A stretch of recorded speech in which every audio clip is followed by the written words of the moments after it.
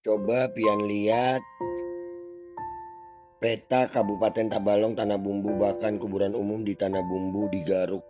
Sadisnya. Nih kita lihat sama-sama lah. Lihat nah. Bujur juga nih. Habis sudah. Nah. Ush. Masih loading nih, dari atas aja udah segini nih. Nah, tuh.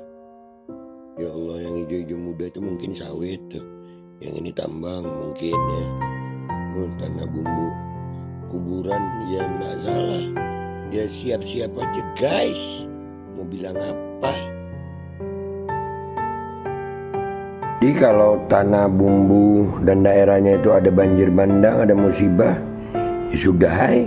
Nah, buan rakyatnya kayak apa? Buan ulamanya kayak apa? Buan habibnya kayak apa? Ya Allah. Sudah hai. Terima aja punya banjir bandang lah.